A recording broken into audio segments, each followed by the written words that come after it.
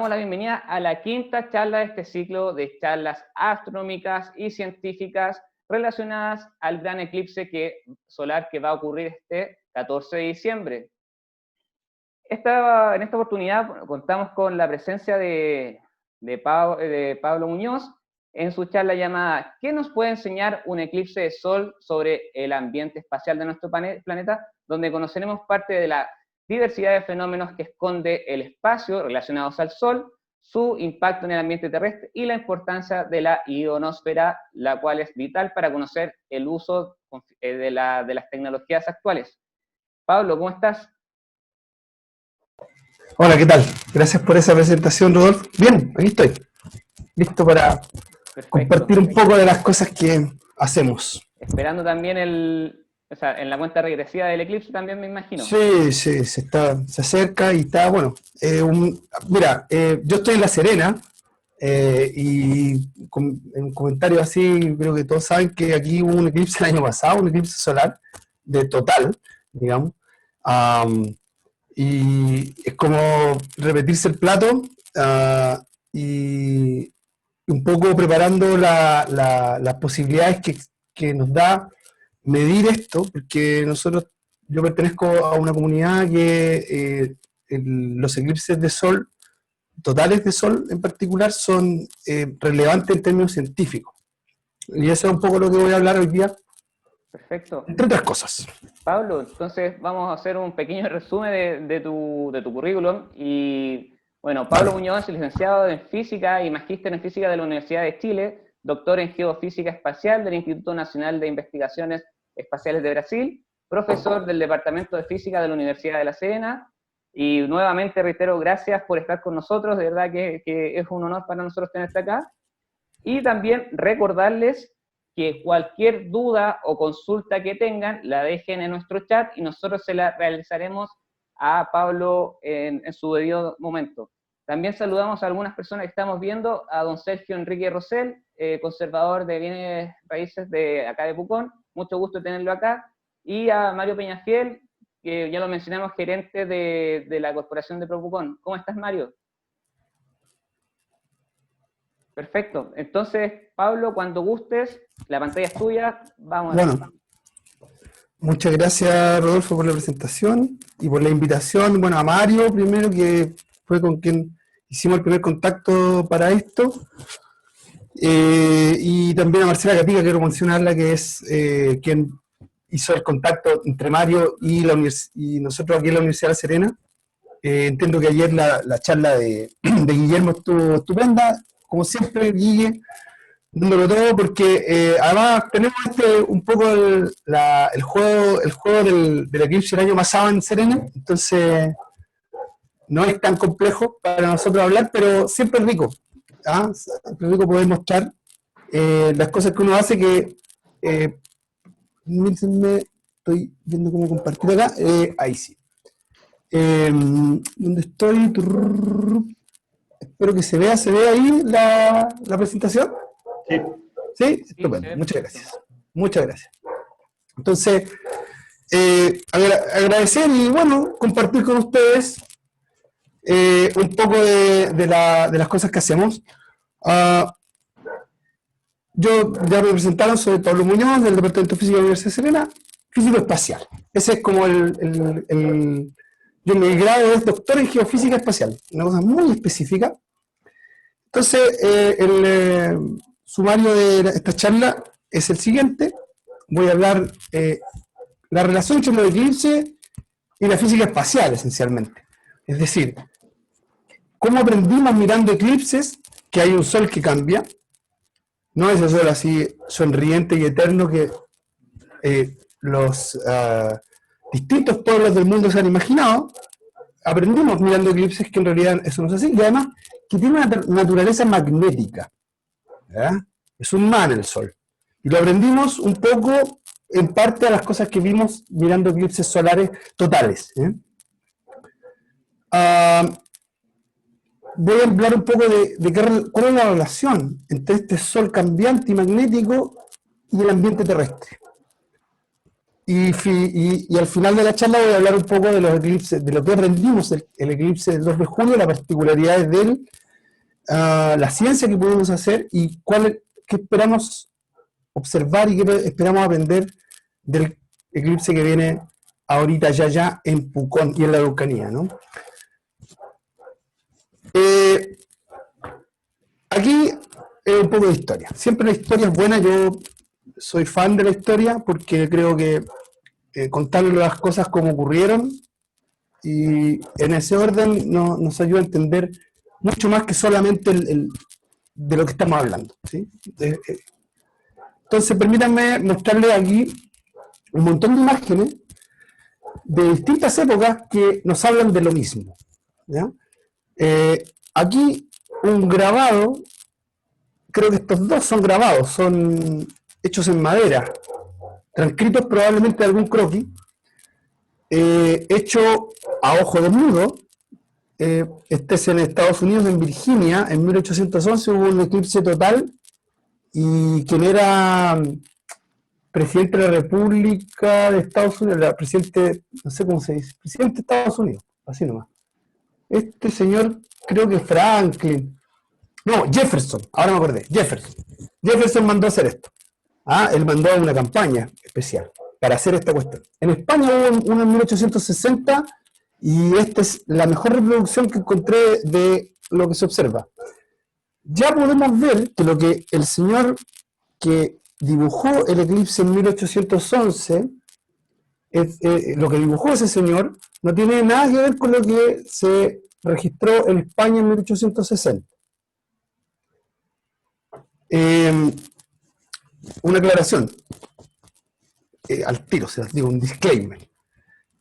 Yo no voy a hablar de los eclipses, en tanto eclipse, y qué es lo que son y cómo son, porque entiendo que Guillermo lo hizo ayer, pero además, porque en verdad es relativamente sencillo.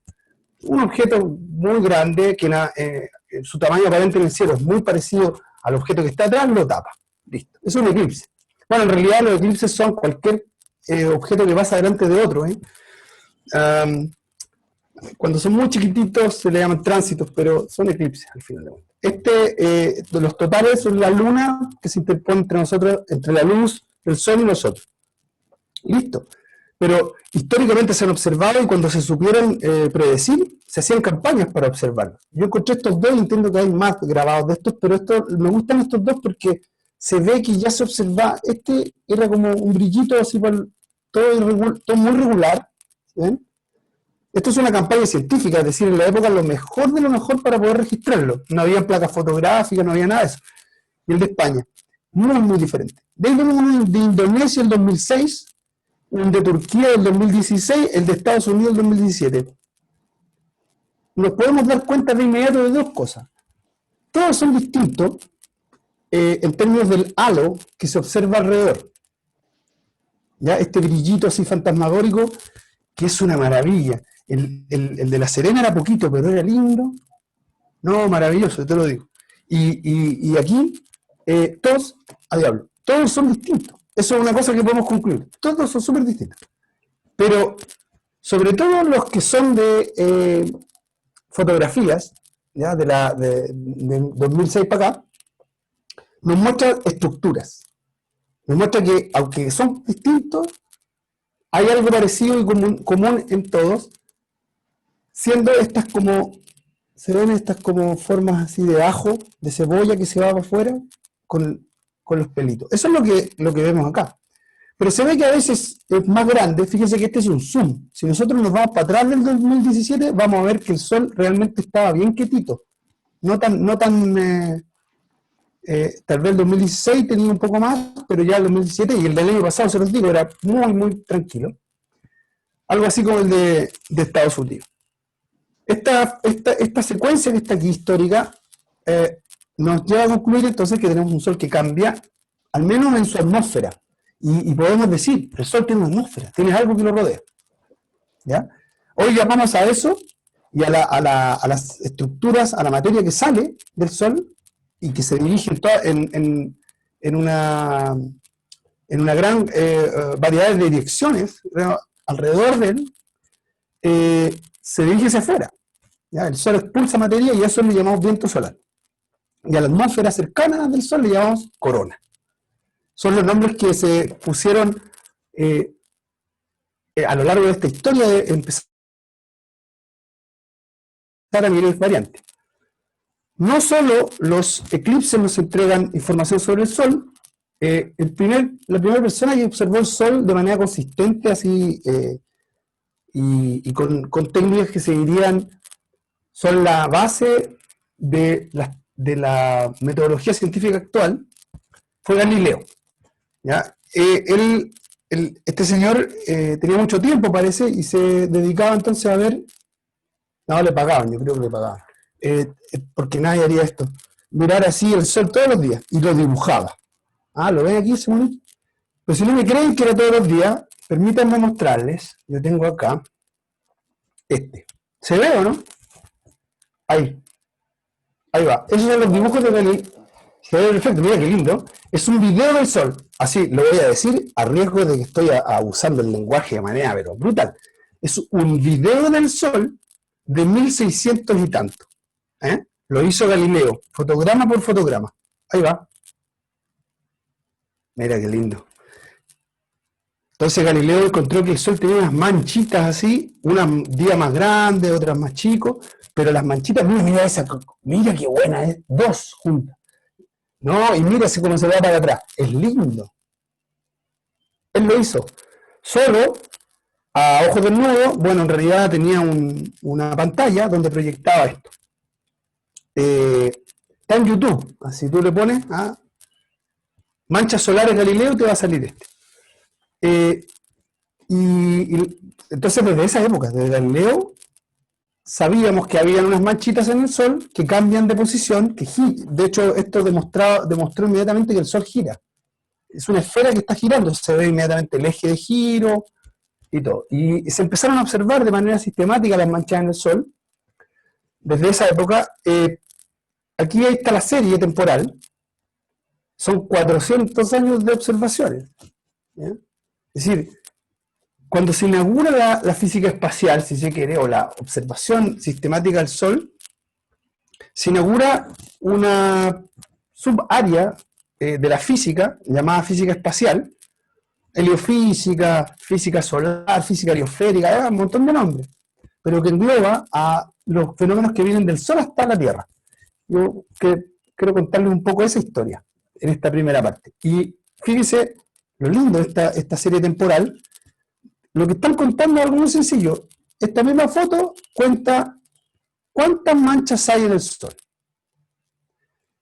En la primera parte, que son los puntos rojos, el conteo es dudoso, puesto que no se hacía de manera sistemática, o sea, con los mismos estándares en todos los observatorios del mundo que se dedicaron esfuerzos a esto, e incluso se dice que este bajón que está aquí podría explicarse porque se cortaron los fondos en un observatorio francés, o en Francia cortó los fondos, una cosa así, unas crisis que hubieron aquí. Pero la verdad es que hoy en día hay bastante convencimiento de que este bajón fue un bajón del Sol, y que tuvo relación también con una pequeña edad de hielo que se vivió en Europa, y con otros pequeños cambios, o sea, grandes cambios climáticos que se ocurrieron en distintos lugares del mundo y que pueden estar relacionados a este bajón en el número de manchas solares. La cosa es que desde el azul hubo gente que hubo una especie de consorcio principalmente europeo que decidió observar de manera sistemática el número de manchas y además establecer cómo se iba a definir el número diario y el número mensual. Entiendo que esto que estamos observando aquí es el número mensual de manchas promediado. Y se ve de inmediato, bueno, para ellos no, porque empezaron en 1750 y no lo vieron al tiro, pero mire, 100 años de observación, ya se sabe que el número de manchas sube y baja de manera regular o cíclica, y además hasta 1900 uno ya puede observar que el número de manchas no es periódico, es decir, el número cambia. Hay en ciclos que son mucha mancha y hay ciclos que hay poca mancha, y bueno, puede que hay ciclos que hay muy poca mancha. estamos aquí, en este morado, y yo les puedo decir que estamos ya entrando por acá, y puede ser, hay gente que postula que estamos entrando a algo como esto. ¿Sí?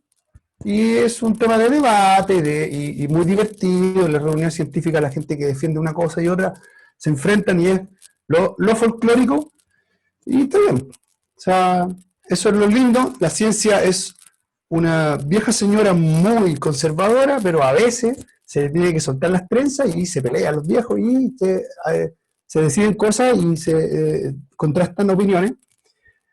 Pero esto es lo que sabemos desde hace mucho tiempo. Fíjese que a partir de la década de los 70 del siglo XIX, se empezó a observar de manera sistemática no solo las manchas, sino que además la posición de las manchas respecto al ecuador solar.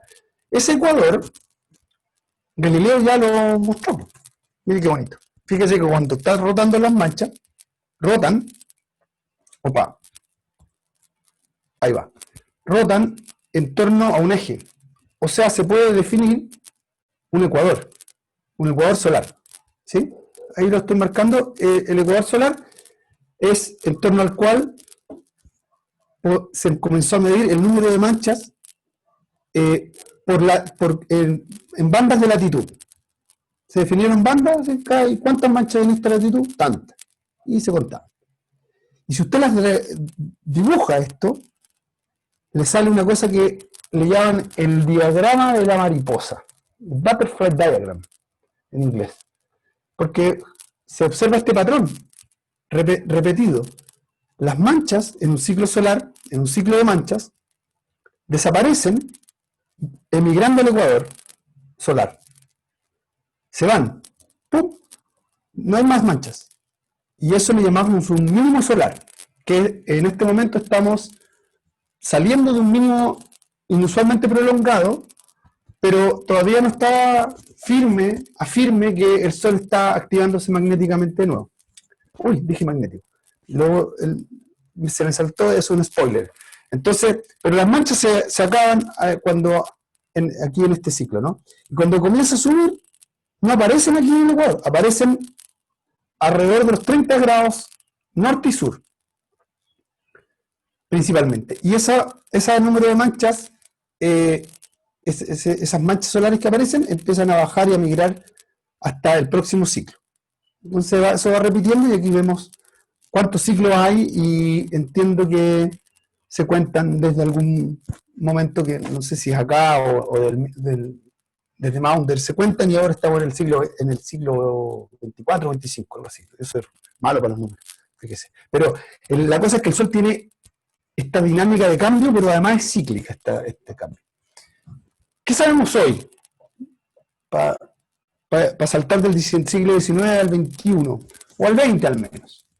Sabemos que las manchas solares están asociadas a campos magnéticos muy intensos. Esto se supo al comienzo del siglo XIX, perdón, XX, al comienzo del XX, puesto que el Sol está hecho de hidrógeno y la luz del Sol que nos llega está muy relacionada con las líneas de hidrógeno, de emisión del hidrógeno, y uno puede mirar esas líneas y sacar, haciendo, digamos, un poco de física cuántica, se puede sacar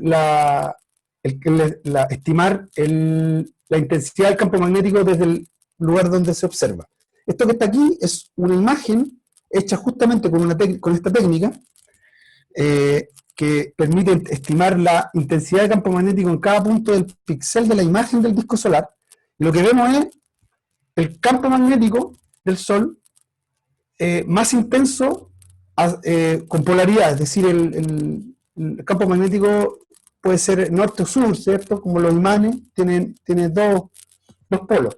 Entonces aquí no importa cuál polo es, lo importa es que hay dos, y mientras más negro y más blanco, es más intenso el campo en una polaridad u otra. Y esta imagen nos muestra claramente que las manchas solares aparecen polarizadas, es decir, siempre aparece un muy negro y un muy blanco, un muy negro y un muy blanco, un negro y muy blanco, ¿se fijan? Polarizado.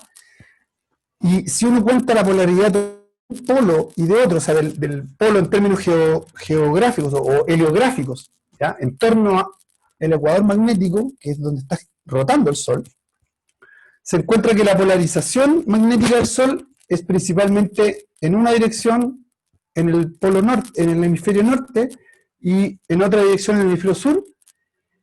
Y esto, lo interesante es que de un ciclo magnético al otro se da vuelta. Ese ciclo aproximadamente dura 11 años. ¿Ya? Eso es lo que sabemos hoy. No es exactamente 11, pero es más o menos. ¿Ya?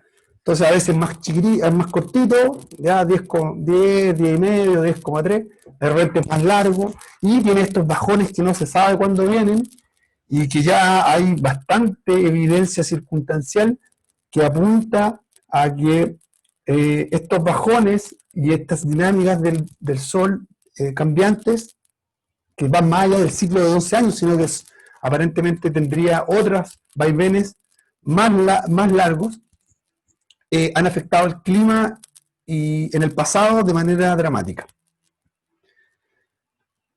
Bien, entonces aquí esto es como el estado de arte, este es el Sol. Entre medio del Sol y la Tierra hay, hoy sabemos, materia. Fíjense que cuando uno ve acá, ve que esto está así como mi pelo, así, ¿no? Bien descocado para todas partes. No hay ninguna razón para suponer que hacia la Tierra no se vengan dirigidos estos cabellos brillosos. ¿Ya? La Luna se atravesó entre nosotros, pero el Sol es un bicho esférico, igual que la Luna. Apunta para todas partes. Y entonces, bueno, y nosotros, esto que estamos viendo es la cara que apunta principalmente hacia la Tierra. El campo magnético que estamos viendo es el que apunta hacia la Tierra. No en los bordes, pero sí podemos suponer que aquí en esta región central. Entonces, había una discusión que llegó hasta mediados del siglo XX de si esto que se veía tenía relación con algunos eventos y fenomenologías terrestres y todo, y qué es lo que es, y por qué, y cómo. Y la cosa es que hubo un señor a mediados de los años 50 que se llama Eugene Parker, que está aquí jovencito, apuntando justamente a la corona, que es un fenómeno que se conocía bien, que en un eclipse total, una foto de un eclipse total. Me pareció súper relevante esta foto porque estamos hablando de eclipse. Bueno, yo quiero hablar de física espacial, pero bueno, aquí hay un señor, Eugene Parker, que es como el papi de la física espacial contemporánea, en el sentido de lo siguiente. Él dio una explicación autoconsistente muy bonita de cómo es que el Sol pierde materia a través de la corona.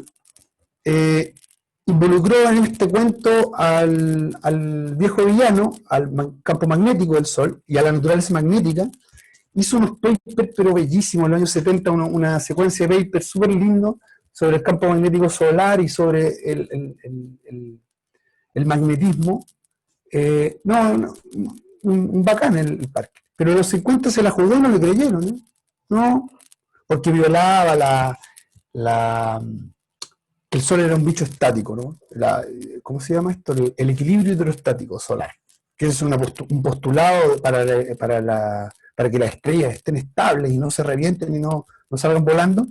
Tiene que haber un equilibrio hidrostático. Y este señor se la jugó y dijo, no, sí, mire, acá. Y no le creían. Y él tenía una explicación que involucró el campo magnético. Bueno, ahora es él, gracias, sí, la primera persona que tiene una misión espacial. Está vivo, él está ahí hace unos años, pero todavía vive, un viejito. Y Don Eugene tiene esta sonda que la mandaron al Sol a estudiar la corona, fíjese. Y él es la única sonda de la NASA que le han puesto el nombre en homenaje con alguien que está vivo. ¿Ya? Yo tengo ocasión de conocerlo, y es un viejito así. Muy simpático. Bueno, en realidad no vi si era viejito, ¿sí? Yo le hablaba y como que se quedaba dormido, pero no conocer a Eugene Parker. Eugene Parker nos heredó el comienzo de una área de la física que se conoce como física espacial o heliofísica o todo esto, porque involucra al Sol a lo que está entre medio, que es el ambiente interplanetario, y a los planetas, entre ellos la Tierra. Entonces, fíjese que hay un acoplamiento entre lo que le pasa al Sol, lo que el Sol nos manda, que es partículas cargadas. El viento solar son esencialmente protones y algo de helio y también otras pocas cositas, pero fundamentalmente hidrógeno y helio. Campo magnético, ¿ya? Metido en estas partículas, en estas nubes de materia, y mucha, pero mucha radiación. Aquí, radiación relevante, solar flare, esto, las llamaradas solares, que son cosas que envían rayos X, ¿ya? Pero la radiación es todo ese calorcito que nos llega, que está en el visible, en el infrarrojo, en el ultravioleta, en el extremo ultravioleta, nos llegan rayos X suaves, nos llegan gamma, ondas de radio también, en las frecuencias más bajas llegan ondas de radio del Sol, o sea, de todo cuanto hay, llega a la Tierra, y la Tierra recibe todo esto con mucho cariño y particularmente interactúa con el viento solar a través de una cosa que se llama el campo geomagnético. Es decir, el Sol tiene una personalidad magnética, ¿ah? Muy así atractivo, pero la Tierra también es un imán. La Tierra tiene un campo magnético que nos ayuda, por ejemplo, a entender el fenómeno de brújulas. Una brújula y apunta siempre. Siempre al norte no. La brújula apunta siempre en la dirección del campo magnético, ¿sí? La agujita está magnetizada, tiene un campo propio y se alinea. Entonces, eso nos dice un poco que el campo magnético es un fenómeno de acoplamientos. Y aquí, esta es la manera en cómo el campo que viene del Sol, campo magnético transportado por estas partículas que llamamos viento solar, interactúan con el campo de la Tierra y generan cosas como la aurora en los polos.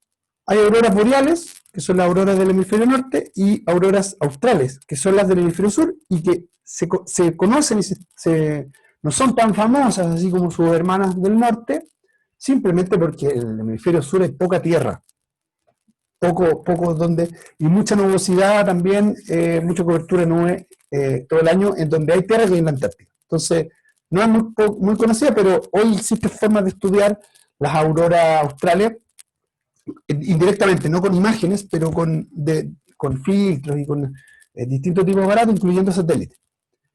Entonces, este mono que estoy mostrando acá es el estado de arte. Hoy se acepta que esto es lo que pasa en la atmósfera externa de la Tierra, una atmósfera que contiene partículas, no es para respirar aire puro allí, pero donde hay un montón de fenómenos, todo es muy vinculado a la dinámica magnética y electrodinámica en general. Entonces, aquí es una zona que se comenzó a estudiar con mucha profundidad en la época espacial. Hoy tenemos un conocimiento muy acabado porque aquí andan dando vueltas de todo tipo de sondas y satélites que no solo sirven para comunicaciones, sino también para estudiar esto, ¿ya?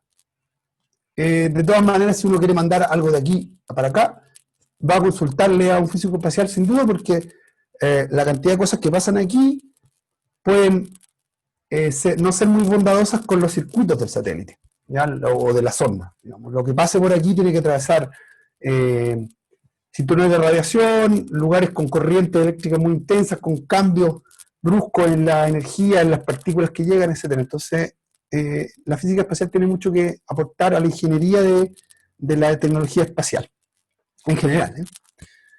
Y estoy mencionando, bueno, un poco lo que dije antes, la variedad de cosas que podemos ver. Esta es la física espacial. Aquí hay otro mono, incluso más detallado, para que vean la fauna. Este es un poquito más cerca de la Tierra. Me interesa mostrarlo solo para ver que cerca de la Tierra, o sea, cuando empezamos a hablar de el acoplamiento entre esto grande, que es la magnetosfera, la región de la atmósfera que está dominada por los fenómenos magnéticos y el viento solar y su acoplamiento con el viento solar, esa magnetosfera tiene un límite inferior que está acoplado con la alta atmósfera. Y por supuesto la alta atmósfera está acoplada con la baja atmósfera. La baja atmósfera es lo que en física espacial al menos se acepta que llega hasta la estratosfera un poco más arriba. La estratosfera es 30 kilómetros, con mucho, y 50, vamos, un poco más le damos. Y en esa transición empiezan a ocurrir de a poquito fenómenos que son de transporte y de acoplamiento con la atmósfera alta, y esa atmósfera alta es lo que conocemos en términos de la física espacial como ionosfera. Aquí hay un poco el mono, ¿no? El monito. Fíjese la altura y los nombres. Troposfera es donde vivimos nosotros y que es la capita, digamos, de aire que podemos respirar. Luego de la estratosfera, hay un cambio. Podemos respirar, digo, porque de troposfera, si tú te vas a 15 kilómetros, necesitas una ayuda, pero entre 15 y 30 hay un cambio. Entre la temperatura y la densidad hay un cambio, y por eso esa capa se conoce como estratosfera. Luego hay una otra capa entre alrededor de 50 y 100 kilómetros que se llama nosósfera, y desde los 100 para arriba empieza un lugar que se llama termósfera. Eso en términos de los gases, o sea, de la gente que estudia el aire, si ustedes quieren. Para la mayoría de los meteorólogos, climatólogos, etcétera, de la termósfera para arriba no hay nada. Pero para la física espacial está lleno de lo más lindo y más bello. Está lleno de oxígenos, nitrógenos. Mire, hay dos oxígenos, hay oxígeno molecular y oxígeno atómico. Hay nitrógeno principalmente, y con concentraciones que varían a lo largo de la altura, pero que son mensurables. Hasta los 600 kilómetros podemos considerar que hay una cosa que cuando le llega radiación en estas longitudes de onda del Sol, rayo X, extremo ultravioleta, ultravioleta cercano, ultravioleta medio y ultravioleta, ultravioleta lejano, medio y cercano, y visible e infrarrojo. Todas esas son cosas que llegan y que interactúan hasta llegar, o sea que atraviesan esta capa más superior, y que en las capas más inferiores van siendo frenadas estas distintas longitudes de onda, y esos frenos tienen que ver con interacciones, ¿ya? Con interacciones entre la radiación del Sol y la atmósfera. Si ustedes ven esta bandita de acá, principalmente esta, se queda aquí, interactúa fuertemente con esta parte alta de la atmósfera, de la parte baja de la parte alta, si quieren, que es este enorme trozo de entre 100 y 600 kilómetros. En ese lugar ocurre un fenómeno, voy a saltarme y después vuelvo. Ocurre un fenómeno que se llama la fotoionización. Esencialmente es lo siguiente: si tú tienes un átomo, el átomo tiene un núcleo que tiene un conglomerado de partículas que eléctricamente son positivas, ¿ya? Protones y neutrones, pero es una pelotita positiva rodeada de, en condiciones así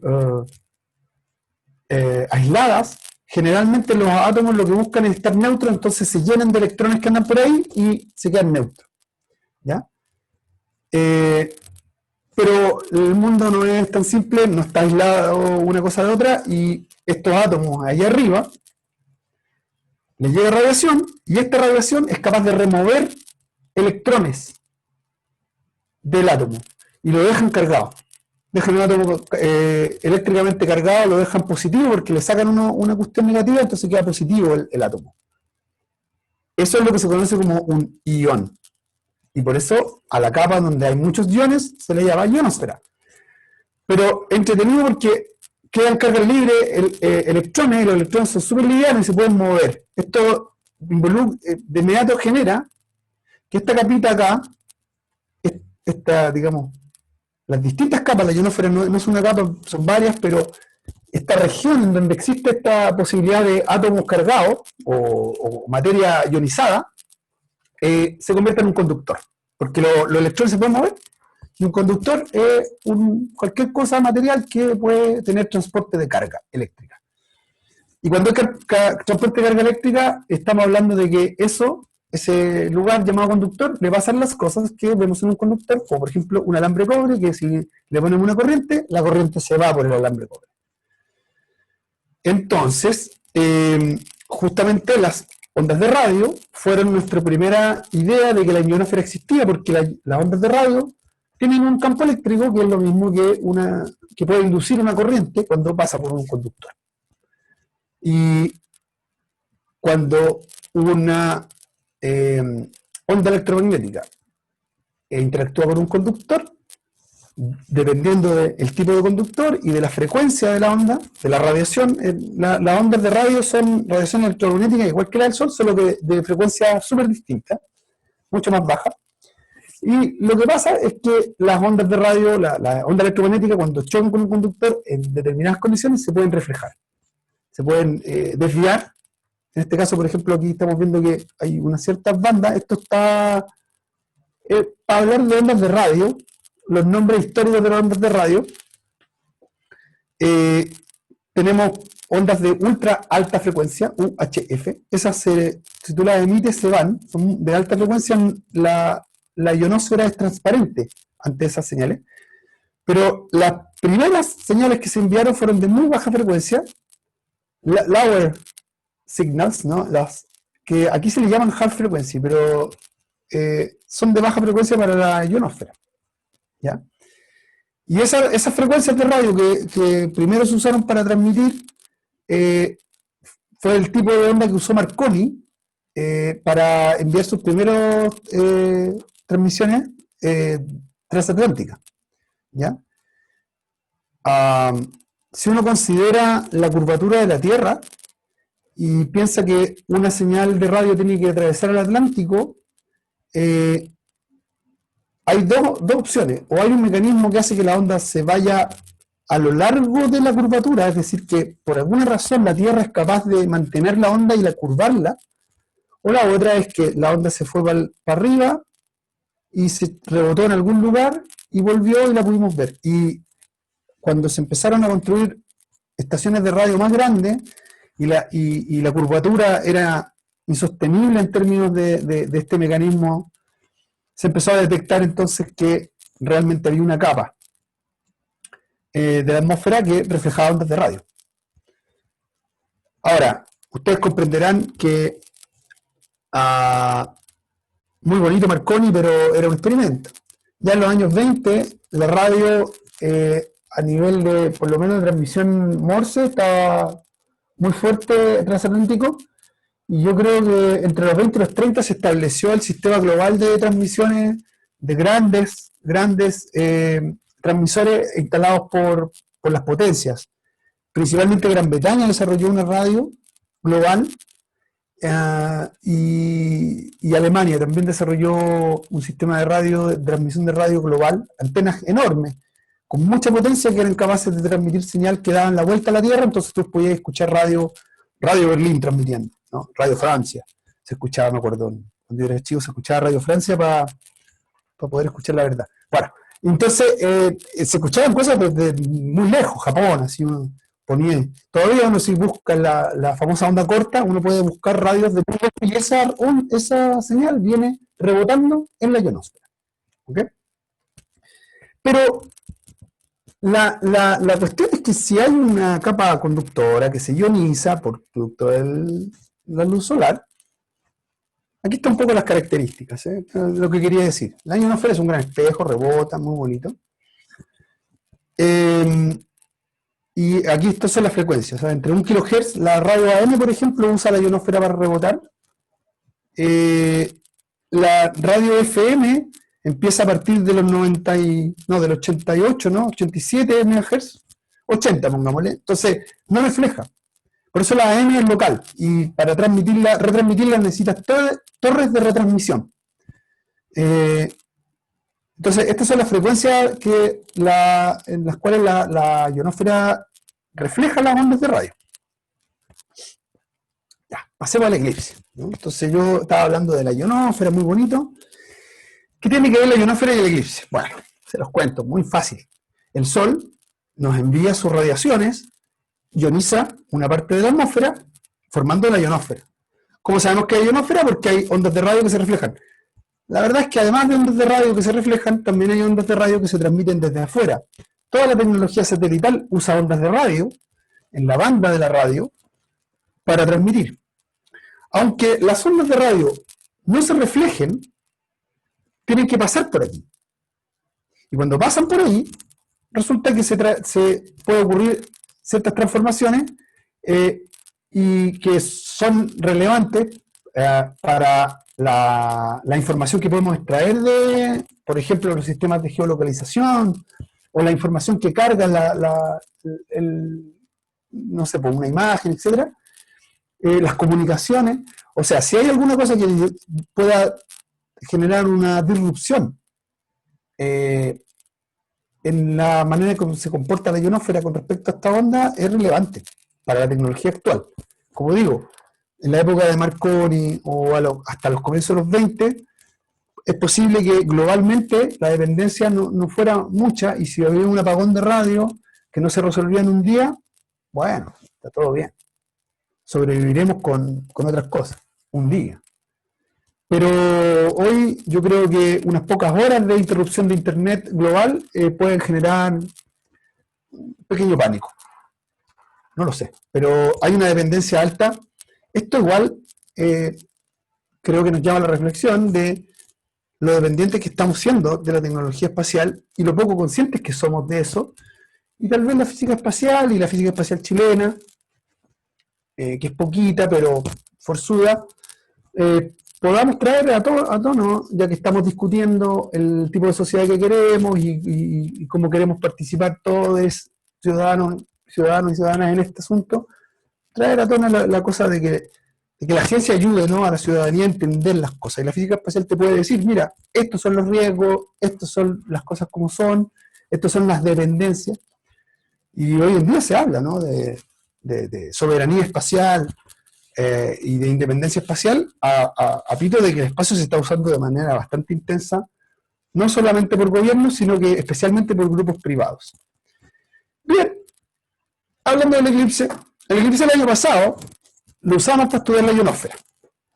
¿Por qué? Porque el Sol incide en la atmósfera ionizando. Y un eclipse total de Sol, en el caso de la ionosfera, es como un plumón así que va borrando, ¿sabes? Como esos programas de edición que uno pone el dedito y va borrando, así va borrando un camino de la ionización.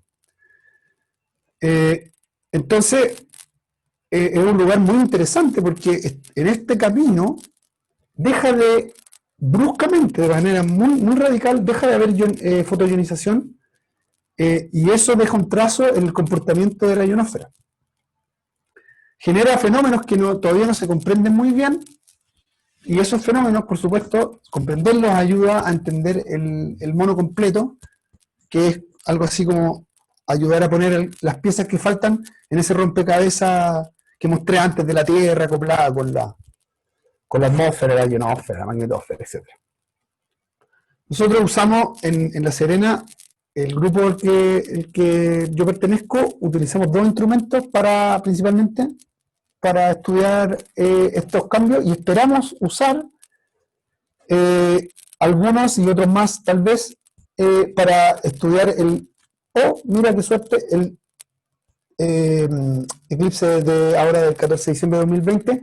Esto es increíble. Es una cosa muy rara que ocurran dos eclipses y que pasen en un año de diferencia más o menos, y que pasen por el mismo país. En condiciones súper distintas. El eclipse del 2 de julio del 2019 fue a las 4 de la tarde, en una hora de máxima ionización, en invierno. El tipo, obviamente todas estas fenomenologías atmosféricas dependen de la época del año y dependen de la hora del día. Tienen una ciclicidad diurna y además anual. Entonces, y además ocurre en una latitud que es cercana al ecuador magnético. Fíjense que la Tierra tiene un ecuador magnético que pasa por Perú. Y Serena está en un borde muy exótico de los fenómenos espaciales que ocurren en la ionosfera. Entonces fue bien interesante, bien especial este eclipse donde ocurrió y lo que se logró ver. De todas maneras, el estudio que les voy a mostrar, un poquito el resultado, no quiero abusar de nadie, los resultados que se obtuvieron de ese estudio son pioneros en el mundo, y esperamos continuar como grupo de la física espacial chilena, aportando a estos estudios de frontera, digamos, de conocimiento nuevo, con el eclipse que se avecina en Pucón y, bueno, toda la zona que va a pasar la Araucanía, norte del Biobío, sur del Biobío, en diciembre. Entonces, antes de continuar, quiero hacer una mención así especial, de cariño. Voy a hablar de los aparatos que se usan para estudiar la cuestión. Pues antes eran los caminos y cómo son distintos los eclipses, pero ahora, ¿qué usamos para mirar la ionosfera en cualquier momento? No en un eclipse, pero que vamos a usar. Entonces quiero hablar de instrumentación. Primero, una aclaración: yo no soy físico experimental ni instrumental para nada, entonces voy a hablar muy por encima de los instrumentos, pero quiero hacer mención a uno muy querido que se está ya oficialmente desmontando y es conocido. Este señor es el telescopio de Arecibo. No sé si, yo creo que es conocido el famoso radiotelescopio de Arecibo en Puerto Rico. Es una tremenda antena gigante, ha salido en películas, ha salido así en todas partes, muy bonito. Y él es grande, tiene 300 metros, es como un volcán apagado o algo así, es como un valle así enorme que lo cubrieron. Y este es famoso en la radioastronomía, es famoso en los resultados para astronómicos, muy, muy bonito. Incluso es famoso también porque se usó en el programa SETI, que quería buscar vida inteligente a través de señales de radio, justamente. Pero poca gente sabe que este bicho empezó su vida como un radar ionosférico, que es una de las herramientas que nosotros usamos para estudiar la ionosfera. Aquí al medio, en el foco de la parábola, hay una antena receptora, pero además hay una antena transmisora. Entonces esto, en sus inicios, en sus primordios, fue ideado para estudiar la ionosfera, y la idea es que con esto se puede mandar una señal hacia arriba, un radar. Y hay una antenita una antena que envía y otra que recibe, y con lo que se recibe, entre la señal que se envió y la que se recibió, se pueden obtener informaciones sobre lo que está arriba. Entonces son los radares ionosféricos generales de varios tipos. Nosotros lo que usamos es una ionosonda, ya voy a explicar cómo funciona la ionosonda en particular. Este es como un tipo de ionosonda. Y este es el Sistema de Geolocalización Global de Satélite, o GPS. En realidad la sigla es GNSS, porque GPS es una marca comercial. Hay varios tipos de sistemas de geolocalización por satélite de distintos países. La ionosonda, este es un diagrama muy lindo que dice, mire, tome dos antenas y hágale esta forma de D, o delta, ¿no? Y una va a ser para transmitir un pulso en dirección vertical, un pulso electromagnético con una determinada frecuencia, que son las frecuencias que tienen las ondas de radio. ¿Sí? Entonces, yo quiero sintonizar una radio 108.4 MHz. Pero un MHz son las frecuencias. Aquí estamos hablando de frecuencias que van entre los 2 y los 20, entre 1 y 20 MHz. Esa es la frecuencia en donde nos interesa la respuesta de la ionosfera. Y dependiendo, lo interesante es que el pulso, como uno le manda con una cierta frecuencia, la ionosfera responde y rebota la señal a una determinada altura, porque la respuesta depende de la altura. Eso es lo que se sabe.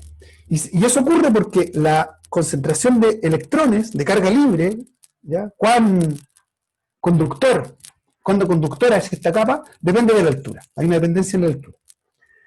¿Qué se observa?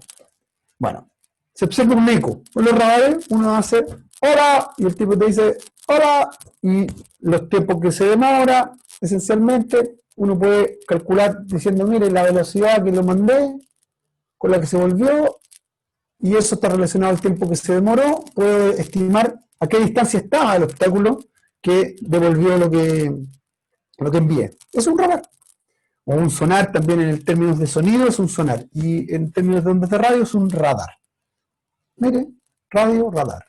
Sonido, sonar. Qué lindo el lenguaje. Pablo, Entonces, diga. Jesús hace una consulta. Dice, A ver. ¿creen que lleguemos a generar torres Wardenclyffe claramente con tecnología que poseemos hoy, 100% funcionales? La respuesta a esa pregunta es desconozco.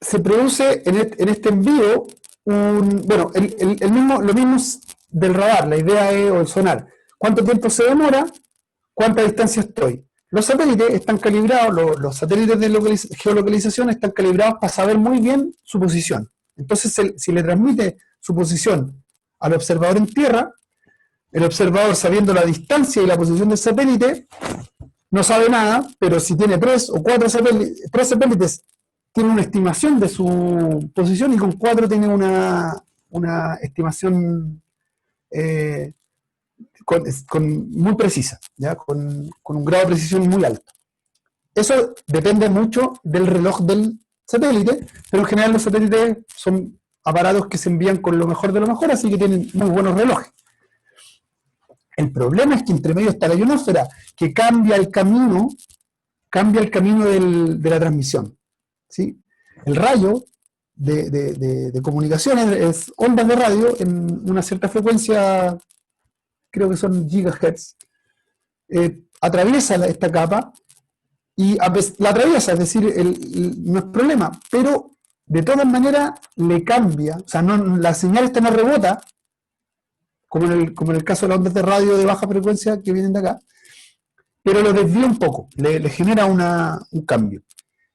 Y ese desvío produce una alteración en el tiempo de viaje que finalmente puede producir errores.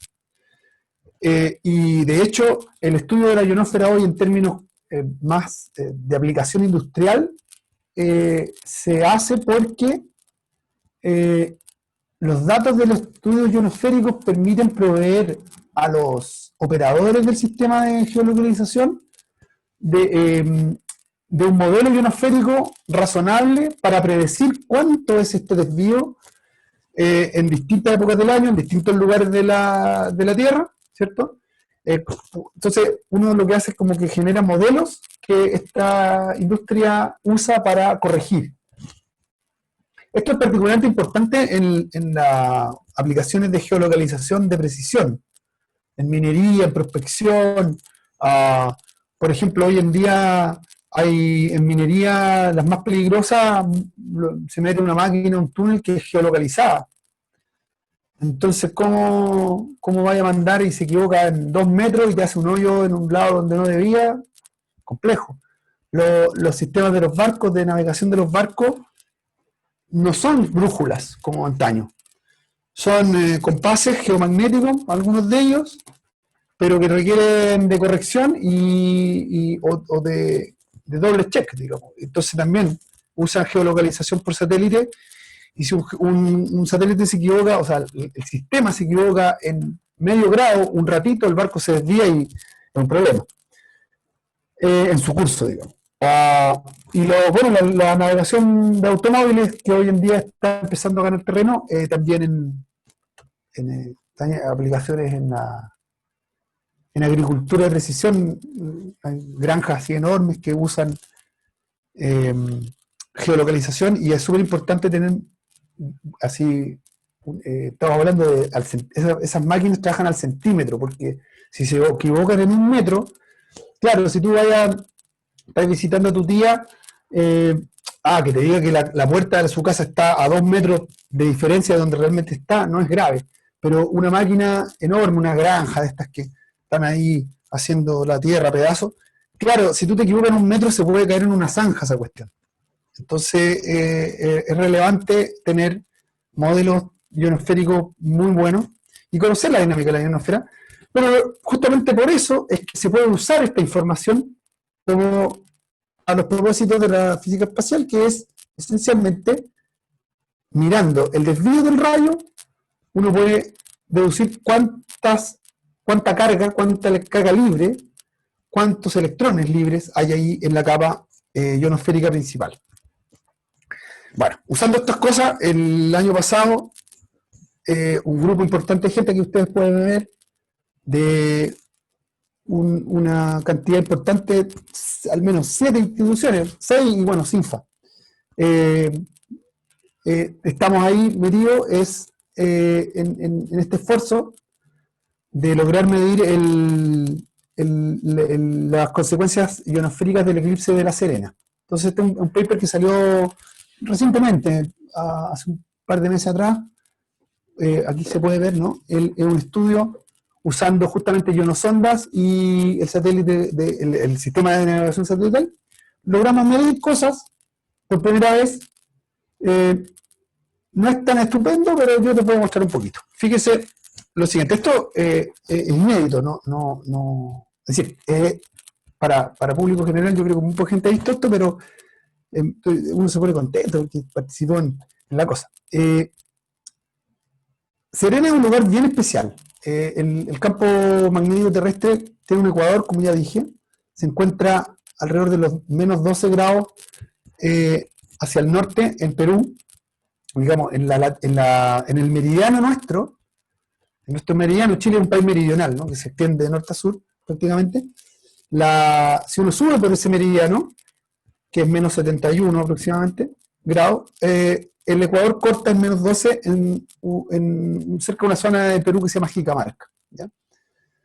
Ahí hay un observatorio ionosférico famoso, instalado hace mucho tiempo.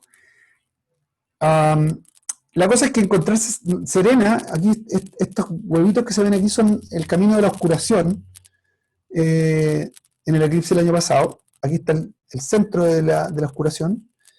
Y si ustedes ven acá al norte, esto brillante corresponde al conteo de electrones captado por el sistema de GPS, de antenas GPS que se tiene en Chile instalado y en otros lugares de América. Digamos, nuestro grupo tuvo acceso a esos datos y pudimos reconstruir este mapa que nos muestra cómo evoluciona el contenido de electrones en la ionosfera total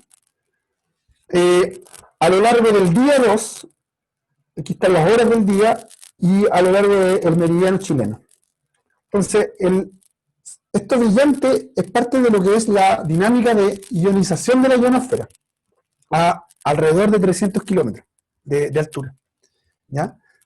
Entonces, lo que se sabe es que la ionosfera se ioniza cuando empieza a amanecer, ¿cierto? Empieza a avanzar el día y alcanza un pic de ionización y el máximo de electrónica no ocurre alrededor del ecuador, sino que ocurre se ocurren dos como pics a un lado y otro del ecuador, que es un efecto que se conoce, efecto fuente se conoce como esa cosa, y es conocido y está todo bien. Y el efecto del eclipse, aquí tenemos marcado la Serena, está a esta altura, un poquito abajo de la rayita discontinua. Y lo que podemos ver es que esto celeste es parte de la ionización diurna y vemos como una cavidad que entra acá. El eclipse, si ustedes se fijan, logró evitar que se ionizara durante todo ese tiempo la ionosfera en esa parte. Ahí es donde es más notorio el efecto del eclipse el año pasado. Y la Serena está justo por arriba de esa zona donde se notó más. A pesar de esto, aquí está, uno puede tomar los datos de GPS, promediarlos, generar un día típico, con varios días previos al eclipse y varios días después uno puede generar un día típico.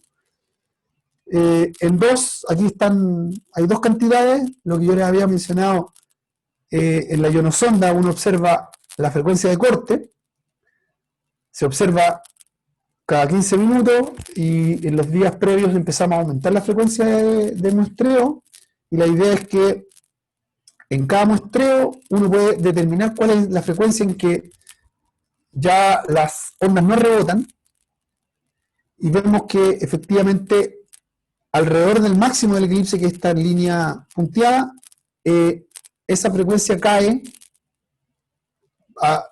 en una cierta medida en la misma forma en que cae el conteo total de electrones. O sea, esto es tomado con la ionosonda, con la torre, el transmisor es en la torre, el radar ionosférico, y esto es tomado con las antenas GPS. Y ambas cosas se comportan más o menos igual. Pero si ustedes se fijan, el efecto, lo que vemos en las rayas punteadas en ambos gráficos son los bordes de lo que sería un día típico para ambos instrumentos. Entonces, lo que vemos es que el día del eclipse está dentro de los días típicos, pero hay un comportamiento distinto. Pero en Serena es poco pronunciado porque estamos justo en el borde de lo que realmente ocurrió, que este mapa nos entrega esta información. Para que usted no tenga una idea, Pucón va a estar en menos 40. Entonces, considerando que vamos a estar en una época del año distinta, el Sol va a estar a las 13 horas el máximo, es decir, vamos a estar en un momento como más por acá. Puede ser que, teniendo en consideración que la ionización está un poco más corrida hacia el sur, sea perceptible los efectos de este eclipse por los instrumentos que vamos a usar, que es la ionosonda instalada en Chillán, que está a 200 kilómetros al norte de Pucón.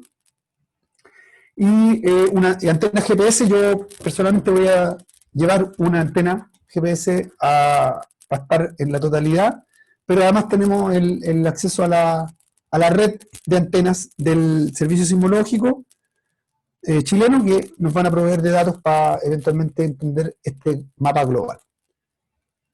Estoy terminando y lo que les quiero mostrar, esto es bien bonito porque un trabajo que parte del grupo que mostré antes, que es el Centro Interuniversitario de Física Espacial, de Física de Alta Atmósfera, CINFA, que somos la Universidad de La Serena, la Universidad de Concepción y la Universidad Adventista de Chillán. Ese grupo, colaborando con físicos espaciales de Brasil, digamos, parte de gente del grupo, aquí está los créditos para Miguel Martínez, don Manuel Bravo, don Benjamín Urra,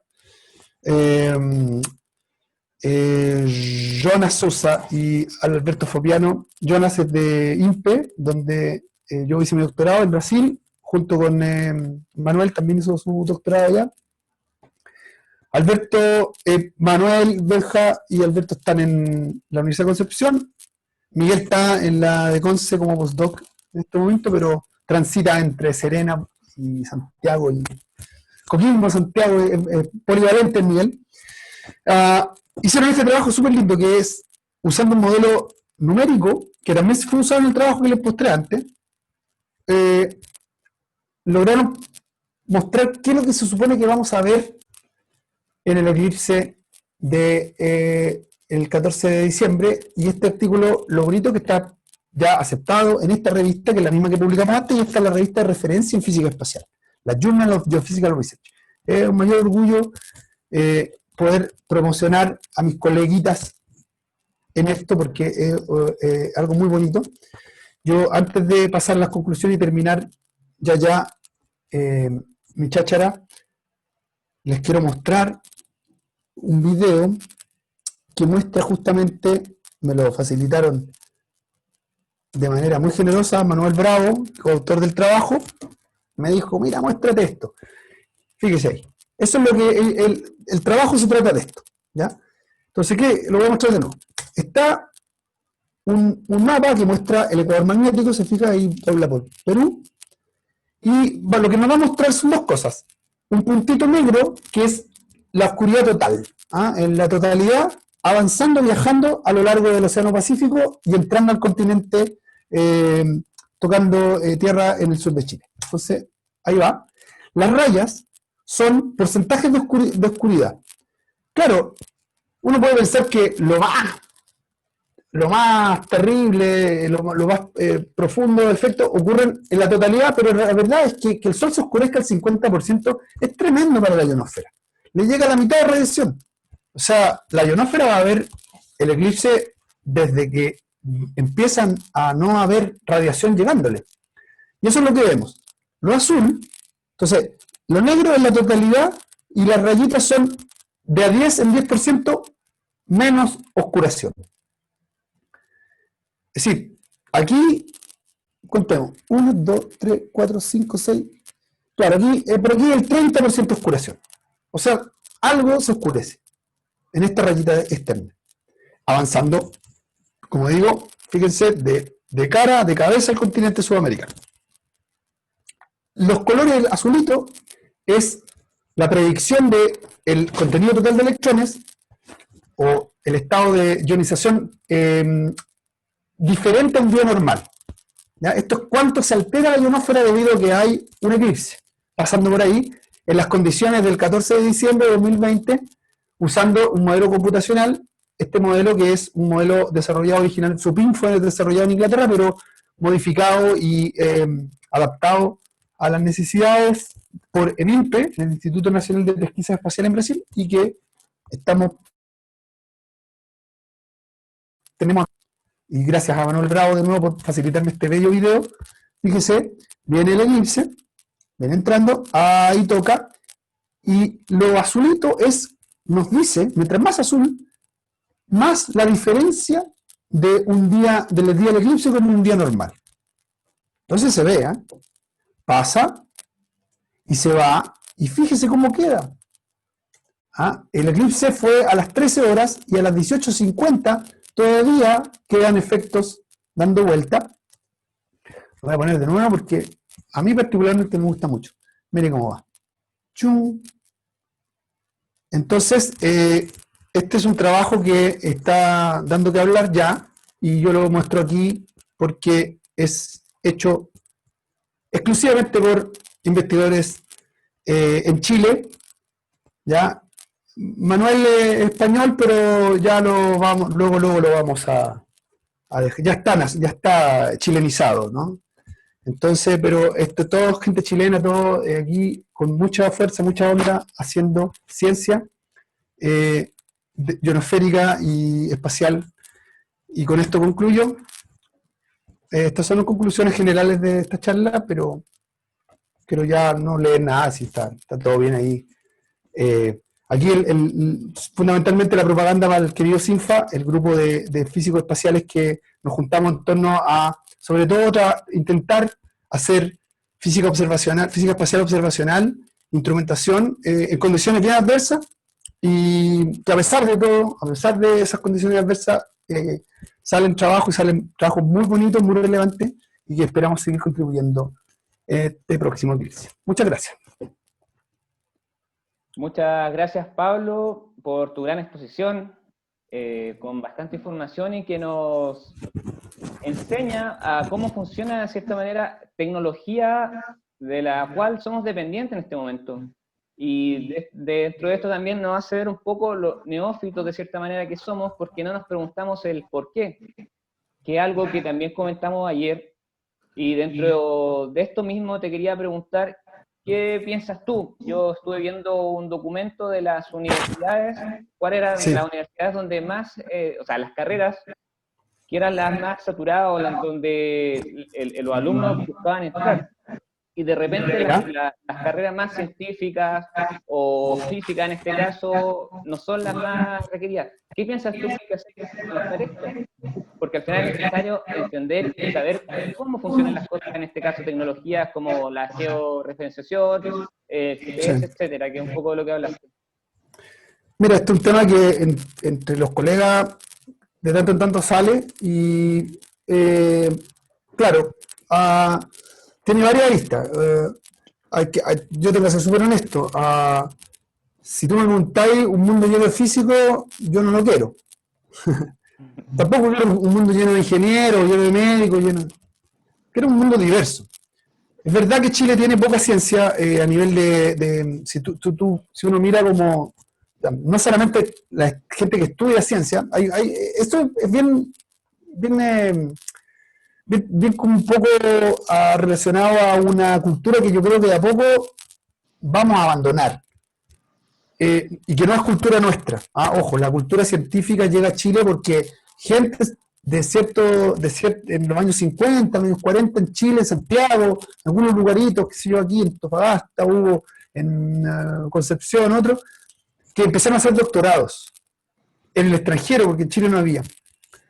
Y que empezaron a ver, oye, hay una cosa que va más allá de simplemente medir o comprender y llevarlo a una sala de clases para los estudiantes, y era increíble si así hay un fenómeno magnético en una sala de clases en una universidad, porque era una cosa así estupenda, pero no era esto de un laboratorio, ¿cachai?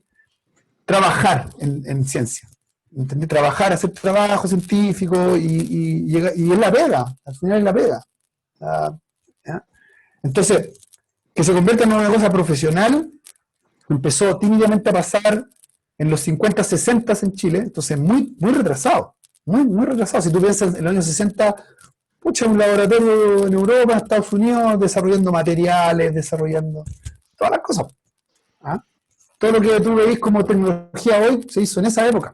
Se empezó, ¿no? Posguerra, post Segunda Guerra Mundial, y antes. Entonces, en Chile hay un retraso no solamente, yo, en mi opinión, no solamente de la infraestructura, de la plata y de las carreras y de la gente, sino que de la cultura científica. Entonces, por ejemplo, en Brasil, que yo quiero dar el ejemplo cercano, y en Argentina ocurre lo mismo, los ingenieros, muchos ingenieros, no pocos, deciden tomar el camino del doctorado, que es el camino de la investigación, y se dedican a hacer ingeniería.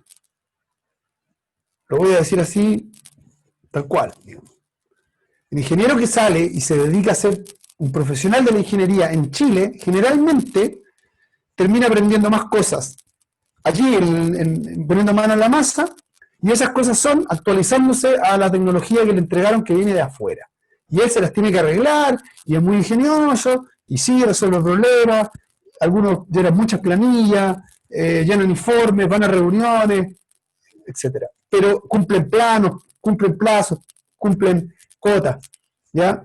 Pero la mirada de la ingeniería que hay, por ejemplo, en Brasil es, si tú eres ingeniero electrónico y eres bueno para la matemática, terminaste y te interesó un área en telecomunicaciones, de desarrollo de telecomunicaciones, te vas para allá y te haces un doctorado en eso.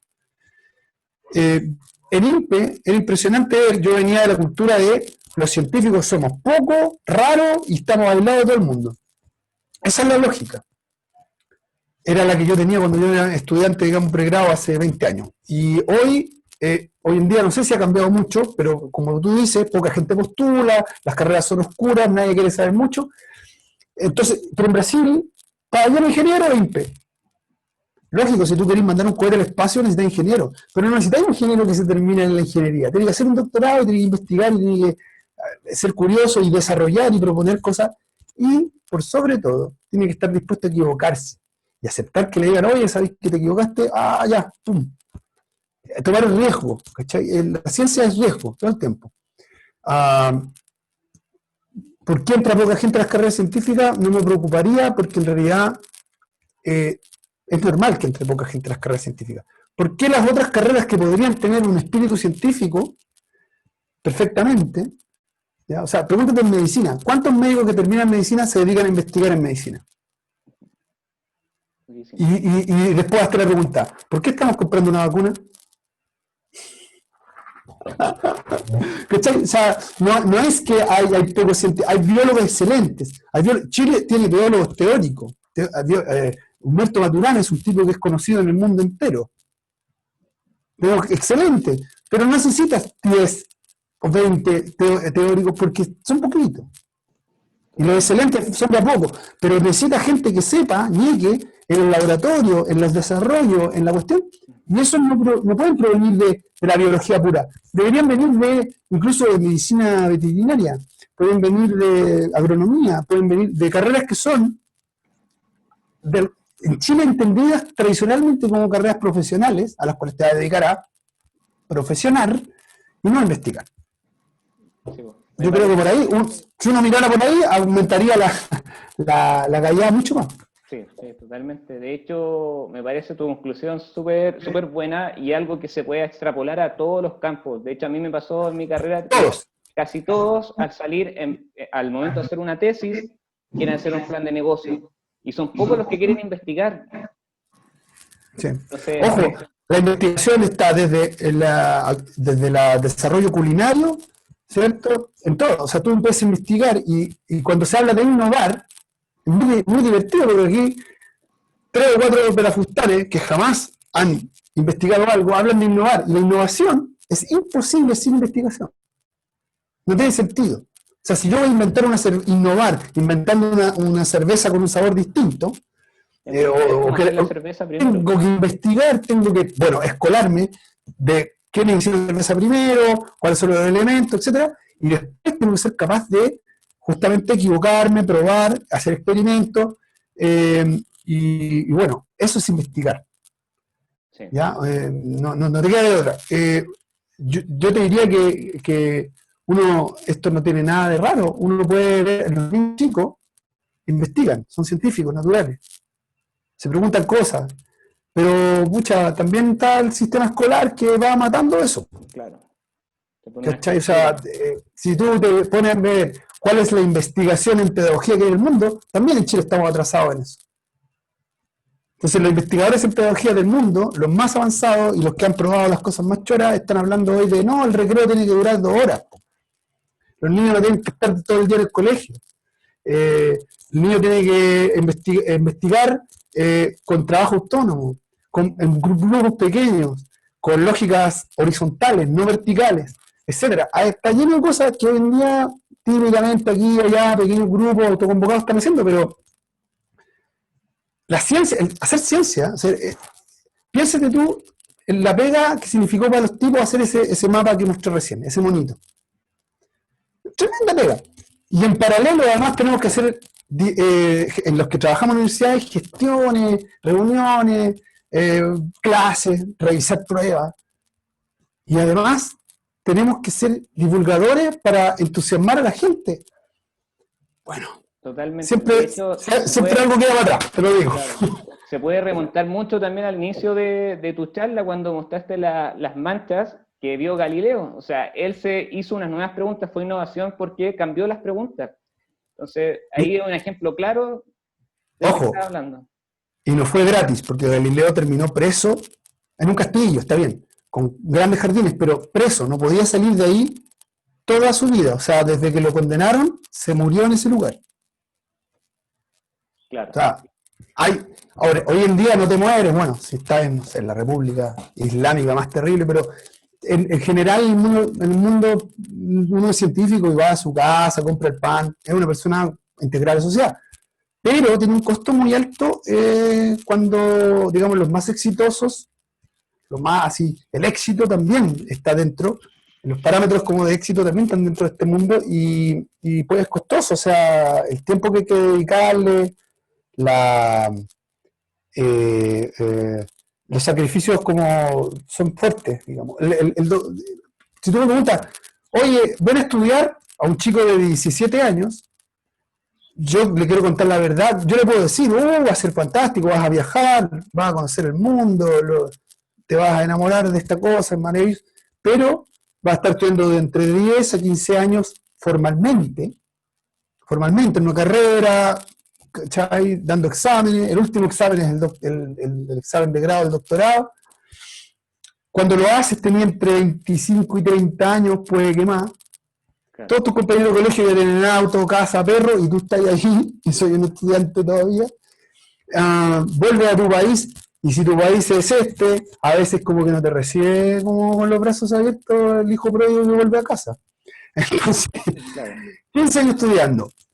Para ser proficiente en tu carrera, así, desarrollar tu carrera, tienes que continuar estudiando y aprendiendo, porque no es que tú te aprendiste así y ya las técnicas, las formas, las lógicas, las discusiones en el área que sea va cambiando todos los años, todos los días. Es una cuestión terrible. Entonces, te tiene que gustar mucho te tiene que gustar mucho, y vaya a pasar hartas penurias. De alguna manera eso también es bonito porque Es un desafío. es una enseñanza para la vida. La vida está llena de penurias, entonces si uno en la carrera vive las penurias, bueno, las puedes extrapolar para la vida, te pueden servir para algo. Totalmente. Ya, Pablo, uno conoce gente también, es bonito, países, eso sin duda es un regalo, es una maravilla. Yo, si no hubiera estudiado esto, vine de un barrio de clase baja, media baja, en el sur de Santiago, yo probablemente habría estado, no sé, haciendo, vendiendo sopaipilla, no sé. claro.